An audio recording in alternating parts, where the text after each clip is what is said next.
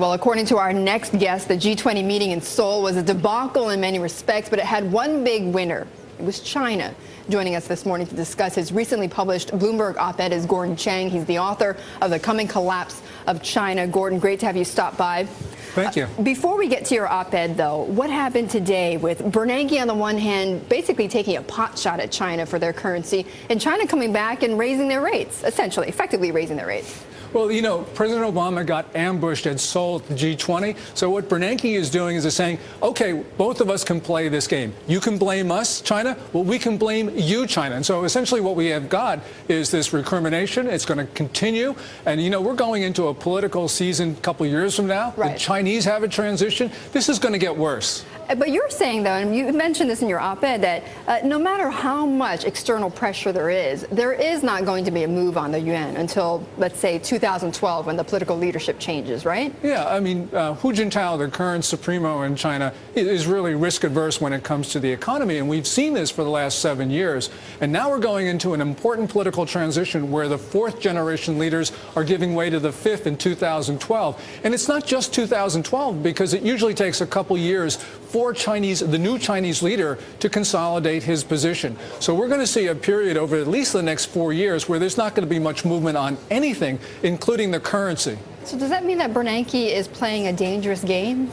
Well, yeah, he is playing a dangerous game, but so are the Chinese. You know, this is the ultimate game of chicken between the world's two largest economies. Right. And essentially... And we're all stuck in the middle, yeah. Everyone is stuck in the middle, but, you know, this is just sort of inevitable because you have these big global imbalances. You have the Chinese fixing the value of their currency, and, you know, the United States retaliating with QE2 and perhaps QE3, QE4, QE5. Is that what the Chinese are worried about? They're worried about a couple things. You know, people always say that they're worried about the value of their dollars going down.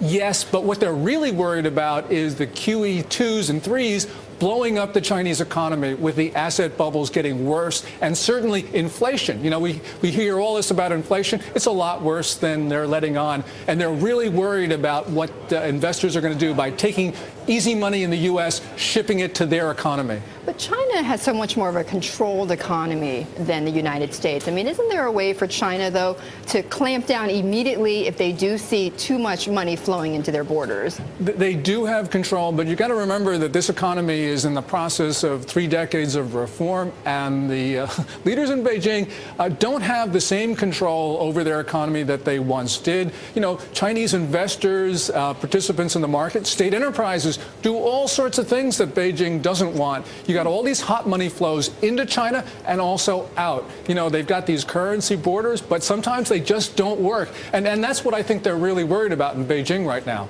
Oh, and in Beijing, I mean, do the leaders themselves, I mean, do you believe that eventually they want a stronger yuan, that they want a free-floating yuan? Well, I think that they probably want their currency to be the world's reserve currency, which means that they've got to take off their capital controls, they've got to let it float. But their game plan is well down the road. You know, we're talking perhaps decades. And right now, they're very concerned about the way the global economy is going. So they're not going to give up any method of control, and they're not going to let their currency float substantially. Yeah, they might let a little bit of change, but not much. And isn't it, as you mentioned in your op-ed, isn't it also that the time won't come until China really becomes a consumption-driven economy, right? Right. I mean, you know, analysts love to say that China's moving in that direction, but you've got to look at the government stimulus program, which is creating infrastructure and additional industrial production. That is, by definition, anti-consumption. And also, you know, holding down the value of... Consumption's actually going down, you're saying, in China? The role, yes, the percentage of consumption in the Chinese economy is going down, not up. Okay, which is contrary to what a lot of people think about China, that in fact domestic consumption is rising there.